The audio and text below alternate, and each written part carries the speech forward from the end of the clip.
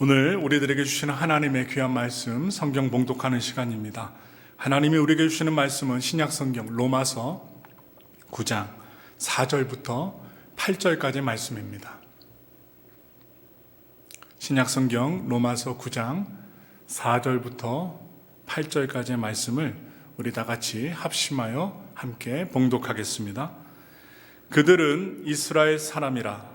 그들에게는 양자됨과 영광과 언약들과 율법을 세우신 것과 예배와 약속들이 있고 조상들도 그들의 것이요 육신으로 하면 그리스도가 그들에게서 나셨으니 그는 만물 위에 계셔서 세세의 찬양을 받으실 하나님이시니라. 아멘.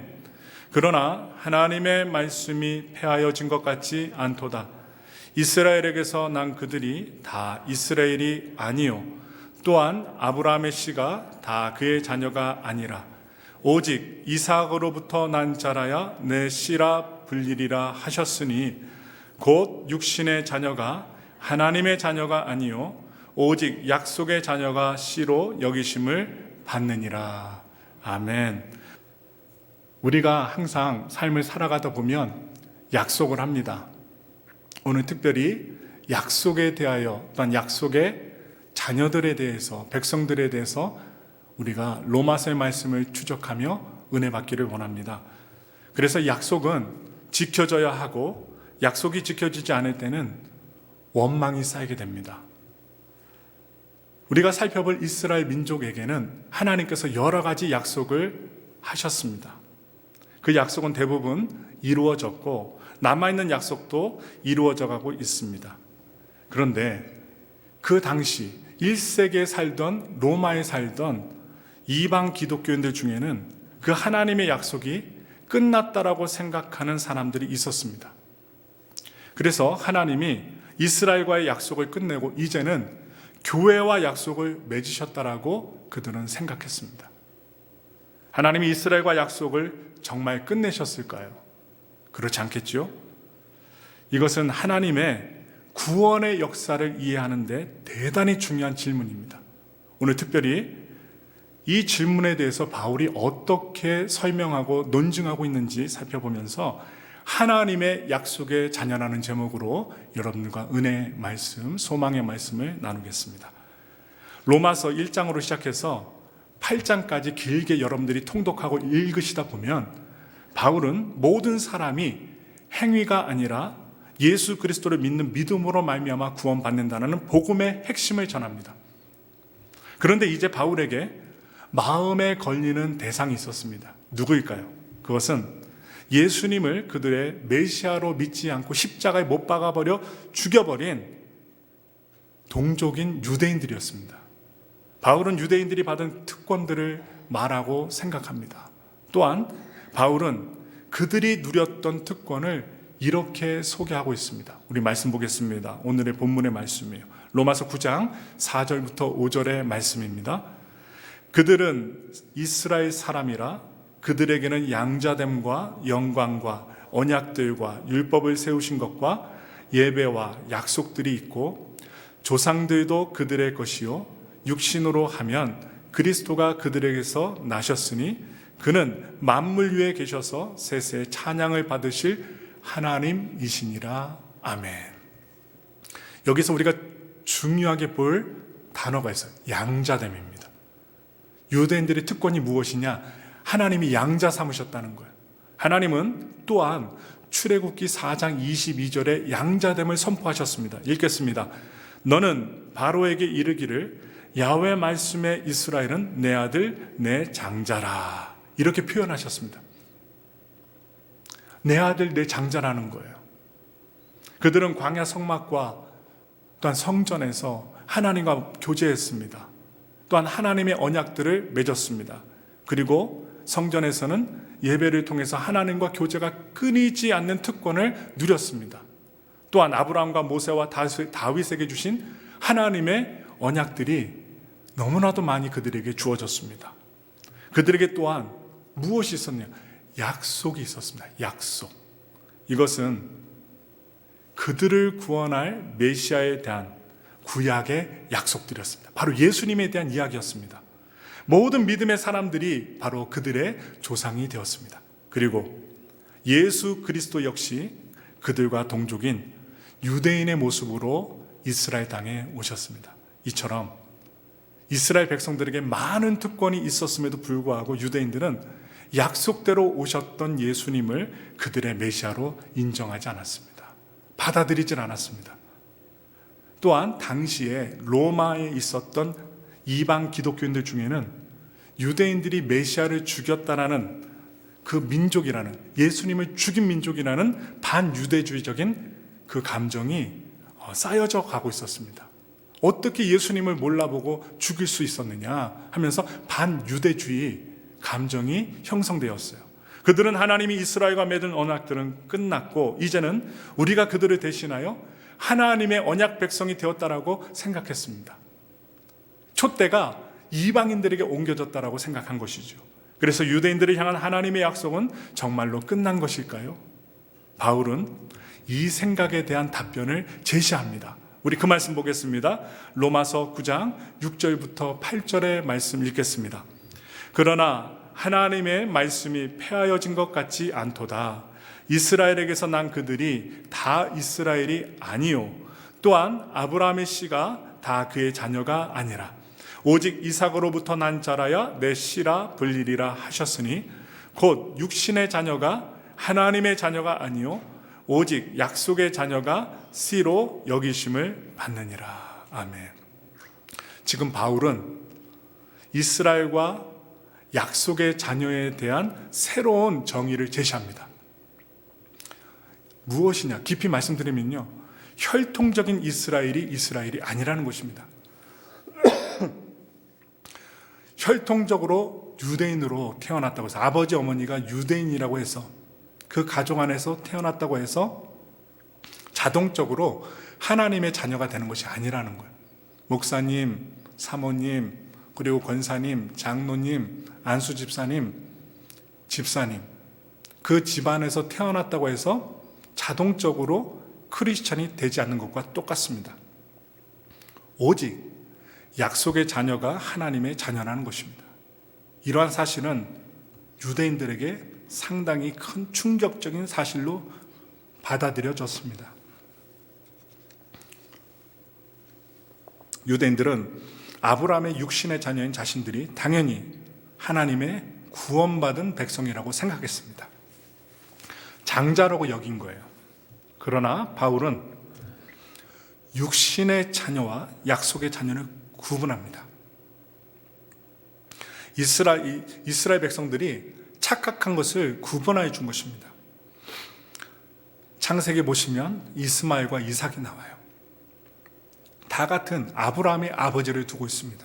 그렇지만 하나님의 약속은 오직 약속의 자녀였던 이삭에게 주어졌습니다.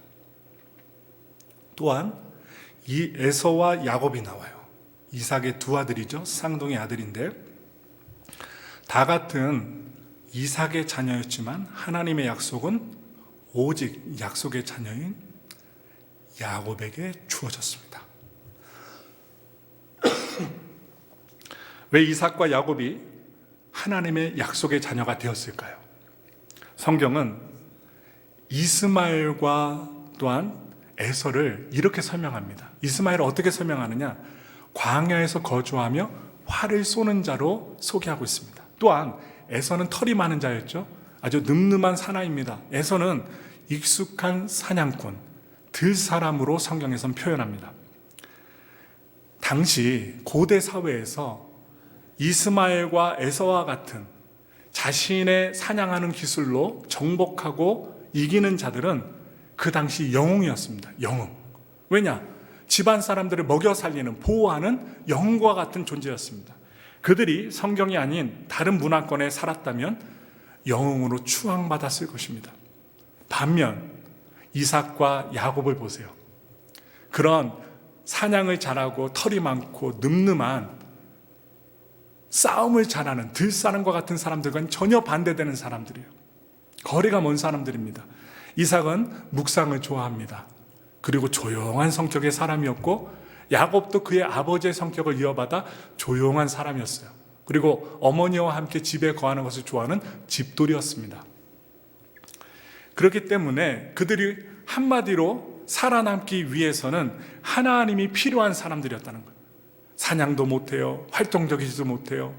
그러므로 집안 사람들을 보호해주지 못하기 때문에 하나님이 절대적으로 필요한 사람들, 바로 야곱과 이삭이었습니다. 그들은 하나님의 약속을 바라보고 오랜 시간 믿음으로 삶을 살았던 자들입니다. 믿음이 아니었다면 하나님이 하시고자 했던 일들을 전혀 순종할 수 없었던 자들이었어요. 그들은 자신들이 연약한 사람들이었기 때문에 더 많이 하나님께 엎드리고 기도했습니다. 기도하고 기다리며 하나님의 약속이 이루어지기까지 믿음의 그릇을 지켜갔습니다. 결국 하나님의 약속은 그들을 통하여 없어지지 않고 폐하여지지 않았고, 오직 믿음으로 삶을 살아낸 약속의 자녀들을 통하여 그 약속이 이루어졌다는 사실이 오늘 바울이 주장하고 있는 내용입니다. 답변이에요. 바로 여기서 하나님의 약속이 육신의 자녀가 아니라 약속의 자녀만을 통해 이루어졌다면, 우리가 그냥 평소에 통념으로 일반적인 생각으로 생각해 봤을 때 그것은 공평하지 못한 것으로 생각이 되어질 수 있습니다. 이에 대해서도 바울이 자상하게 답변을 줘요. 우리 다 같이 로마서 9장 14절부터 15절의 말씀을 크게 읽겠습니다. 그런즉 우리가 무슨 말을 하리요? 하나님께 불의가 있느냐? 그럴 수 없느니라.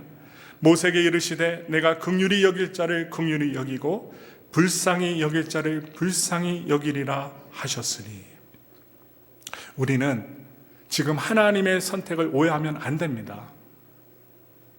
바로 하나님의 선택은 선택된 자만을 일방적으로 편애하기 위함이 아니었던 것입니다.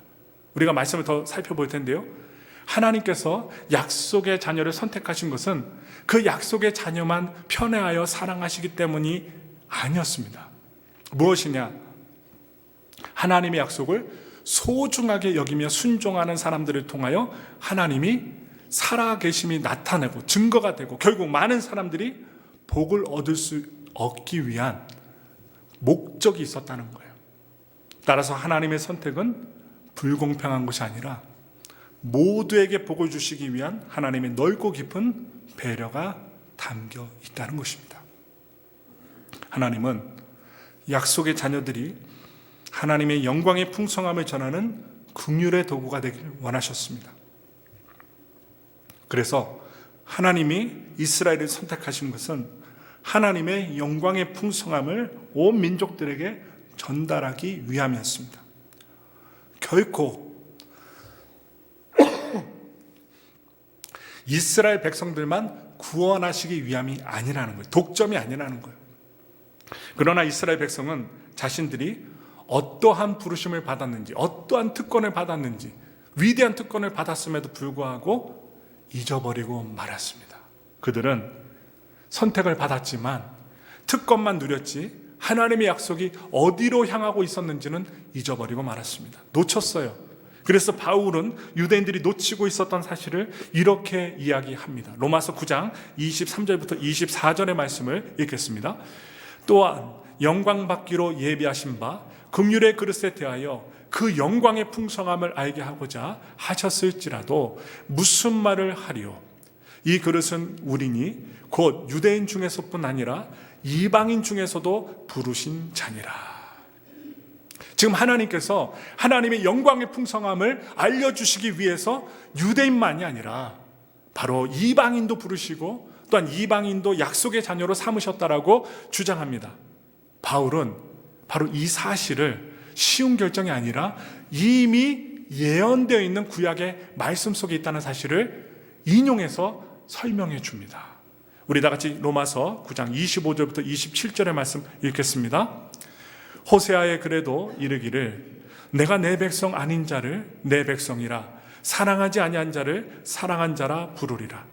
너희는 내 백성이 아니라 한 그곳에서 그들이 살아계신 하나님의 아들이라 일컬음을 받으리라 함과 같으니라. 또 이사야가 이스라엘에 관하여 외치되 이스라엘 자손들의 수가 비록 바다의 모래 같을지라도 남은 자만 구원을 받으리니. 여러분, 이방인은요, 하나님이 처음부터 선택하고 사랑했던 대상이 아닙니다. 우리도 이방인들이에요. 이스라엘 백성들이 아닙니다. 맨 처음부터 선택받은 민족이 아닙니다. 그러나 하나님은 이스라엘이 하나님의 언약을 따르지 않자 바로 이방인들 중에서도 하나님의 언약을 따르는 백성들을 일으키기를 원하셨습니다. 또한 유대인들이 불신앙 가운데 빠진 것은 결코 하나님의 말씀이 폐해졌기 때문이 아닙니다. 없어졌기 때문이 아닙니다. 바로 하나님이 이미 말씀하신 것을 그들이 주의 깊게 귀 기울여 듣지 않았기 때문입니다. 계속 하나님은 선지자들을 통하여 말씀하셨습니다. 일깨워 주셨습니다. 근데 그들이 귀를 닫고 듣지 않았어요. 그들은 선민의식에 빠져서 선택받은 민족이라고 생각하고 자각하고 오직 믿음으로 남은 자만 구원받는다는 선지자들의 메시지를 듣지 않았습니다. 깨닫지 못합니다. 여러분, 깨닫지 못하면 온전한 행동을 하지 못해요. 깨닫지 못했기 때문에 메시아를 받아들이지 못한 것입니다. 바울은 결론적으로 이야기합니다. 우리 그 말씀 봅니다. 로마서 9장 30절부터 33절의 말씀입니다. 그런즉 우리가 무슨 말을 하리요? 의를 따르지 아니한 이방인들이 의를 얻었으니 곧 믿음에서 난 의요, 의의 법을 따라간 이스라엘은 율법에 이르지 못하였으니 어찌 그러하냐? 이는 그들이 믿음을 의지하지 않고 행위를 의지함이라. 부딪힐 돌에 부딪혔느니라. 기록된 바 보라, 내가 걸림돌과 거치는 바위를 시온에 두노니 그를 믿는 자는 부끄러움을 당하지 아니하리라 함과 같으니라. 아멘. 이스라엘 백성들은 결국 예수님이라는 돌에 걸려 넘어지게 됩니다. 시험 들었어요. 넘어졌어요. 그런데 이방인들은 오히려 돌이 아니라 반석 대신 예수님을 믿고 의를 얻게 되었습니다. 과거 유대인들에게 주어졌던 특권과 전혀 상관이 없었던 이방인들이 이제 예수 그리스도를 통해 약속의 자녀가 된 것입니다. 사도 베드로도 제자들 중에 수제자였죠. 베드로도 호세아서를 인용하여 이와 같이 설교합니다. 베드로전서 2장 10절의 말씀입니다. 너희가 전에는 백성이 아니더니 이제는 하나님의 백성이요 전에는 긍휼을 얻지 못하였더니 이제는 긍휼을 얻은 자니라. 지금 많은 유대인들이 놓친 특권들이 고스란히 예수님을 믿는 이방인들에게 돌아왔어요. 누구에게? 우리들에게 돌아왔어요. 이스라엘 백성들이 아닌 우리들에게 돌아왔습니다. 과거 유대인들이 누렸던 양자됨, 하나님의 영광과 언약들, 율법, 예배와 약속들, 그리고 믿음의 조상들, 또한 그리스도가 하나님의 자녀된 은혜의 말씀이 이스라엘의 특권이 된 것이 아니라 우리들의 특권도 되었습니다. 그래서 하나님의 약속의 자녀는 하나님이 주신 특권을 누리는 자들입니다. 그 특권을 기억하고 감사하기 위하여 매 주일마다 모여 예배드리는 거예요. 그래서 약속의 자녀는 팥죽 한 그릇에 장자권을 팔아버리는 그런 사람이 아닙니다. 하나님의 약속은 귀한 것입니다. 그래서 약속의 자녀는 나의 힘을 의지하며 사는 사람이 아니라 하나님께 믿음으로 반응하는 사람입니다. 어려움이 다가와도, 고난이 다가와도, 문제가 있어도 사람을 의지하지 않고 하나님을 의지합니다. 그래서 약속의 자녀는 자신의 힘으로는 그 약속, 하나님의 율법을 따라갈 수 없기 때문에 기도하는 사람입니다. 자신의 약함을 알기 때문에 하나님을 의지할 수밖에 없는 사람이 약속의 자녀들이라는 거예요. 그래서 자신의 약함을 아는 사람은 믿음으로밖에 살아갈 수 없는 사람들입니다. 믿음입니다. 하나님이 나의 주인이 되신다. 나를 구원하시는 예수님이 살아계시다. 내가 아무리 힘든 일이 있더라도 그 예수님의 십자가를 지니고 승리하리라. 그러나 하나님은 기도하고 의지하는 사람을 반드시 도와주십니다. 어려움 중에 도와주십니다. 제 짧은 사역의 기간에도 죽음의 사경을 앞두고 있는 분들이 하나님 앞에 온 가족들과 함께, 목회자와 함께, 성도들과 함께 합심하여 기도할 때 살려주심을 여러 번 받습니다. 죽을 고비가 굽이굽이 있습니다. 오늘 우리가 이렇게 편안하게 운전하고 예배에 와서 하나님 앞에 예배드리는 것, 이거 기적입니다. 우리가 이렇게 편안하게 앉아서 예배드리는 이 순간에도 응급실에서, 도로에서, 여러 곳곳의 사고와 어려움 중에 이 세상을 하직하고 죽어가는 사람 얼마나 많은지 모릅니다. 하나님의 돌보심이 없다면 우리 한 시간, 한 분초 때때도 우리 힘으로 살아갈 수가 없다는 거예요. 결국 믿음으로 삶을 살아내는 약속의 자녀들은 하나님의 약속 안에서 강한 자가 됩니다. 약할 때 하나님을 의지하며 강한 자로 세워지는 것입니다. 그래서 믿지 않는 자들이 엄두도 낼 수 없는 그 모든 하나님의 약속들을 결국에 이루어내는 것입니다. 우리가요? 아니요. 하나님께서 이루어내십니다. 거기에 약속을 따라가는 자녀들의 특권이 있고 인내가 있고 하나님의 부르심이 있습니다. 오늘날 수많은 교회들이 있습니다. 많은 사람들이 교회를 다닙니다. 그러나 교회를 오래 다녔어도 믿음으로 삶을 살아내는 사람이 아니라면 약속의 자녀가 아닙니다. 그들의 수가 바다의 모래와 같을지라도 많을지라도 오직 하나님의 약속을 믿고 믿음으로 삶을 살아내는 남은 자가 구원을 받는다는 사실이에요. 그러므로 하나님의 약속은 그들이 유대인이기 때문에 끝난 것이 아니었습니다. 바울은 그 사실을 이렇게 고백합니다. 로마서 11장 11절의 말씀을 로마서 11장 1절의 말씀을 다 같이 읽겠습니다. 그러므로 내가 말하노니 하나님이 자기 백성을 버리셨느냐? 그럴 수 없느니라.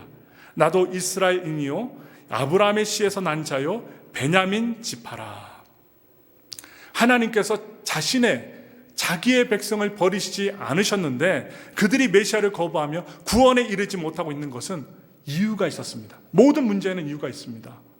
그 이유를 보겠습니다. 로마서 11장 11절의 말씀입니다. 그러므로 내가 말하노니 그들이 넘어지기까지 실족하였느냐? 그럴 수 없느니라. 그들이 넘어짐으로 구원이 이방인에게 이르러 이스라엘로 시기나게 함이니라. 지금 유대민족이 넘어진 것이 무엇입니까? 구원이 이방인들에게 이르기 위한 하나님의 계획이었던 것입니다. 이스라엘 백성들이 하나님을 떠났어요. 그런데 이방 백성들에게 하나님께서 구원을 주시고 은혜를 주시고 메시아를 알아볼 수 있는 복음의 역사를 주시니 이스라엘 백성들이 시기나게 하십니다. 다시 하나님께로 돌아오게 하시려는 계획입니다. 사도행전에서 바울과 바나바는 유대인들을 향해서 이렇게 선포합니다. 사도행전 13장 46절의 말씀입니다. 바울과 바나바가 담대히 말하여 이르되 하나님의 말씀을 마땅히 먼저 너희에게 전할 것이로되 너희가 그것을 버리고 영생을 얻기에 합당하지 않은 자로 자처하기로 우리가 이방인에게로 향하노라. 유대인들이 복음을 거부합니다. 예수님을 받아들이지 않습니다. 그래서 복음의 깃발이 이방인들에게로 향하게 되었습니다. 이방인들의 세계로 복음이 나아갔어요. 유대인들이 넘어짐으로 이방인인 우리들이 약속의 자녀가 되었다는 사실입니다. 그래서 하나님의 풍성한 구원의 은혜를 누리게 된 것입니다. 그러나 바울에 의하면 우리 이방인들이 누리는 구원의 풍성함은 다시 어디로 갈까요? 이스라엘 백성들에게로 갑니다. 지금 이스라엘과 팔레스타인이 전쟁을 치르고 있습니다. 치르고 있는 가운데 어떤 분은 이렇게 얘기하더라고요. 이스라엘 땅에 그렇게 동성애자들이 많답니다. 세계 최대의 동성애 파티가 어디에서 이루어져요? 이스라엘에서 이루어진다고 합니다. 인지들이 끌려가고 어린아이들이 죽임을 당하고 인지들이 죽임을 당하고 전쟁을 통하여 팔레스타인인들, 이스라엘 백성들 많은 죽음을 경험합니다. 피를 보고 죽음을 보기 때문에 아프기도 하지만 이스라엘 백성들에게 경각심을 주기 위한 하나님의 계획일지도 모른다는 사실을 기도해 보며 생각해 봅니다. 복음이 어디로 갑니까? 이스라엘 백성들로 들어갑니다. 그리고 수많은 이스라엘 백성들 가운데 여러분과 제가 66권의 성경을 보듯이 하나님의 말씀으로 복음을 받아들이고 예수님을 영접한 이스라엘 백성들이 늘어나고 있다는 사실입니다. 그게 무엇입니까? 하나님의 약속이 약속된 백성들이 이스라엘 백성들로 변해지고 있다는 사실이죠.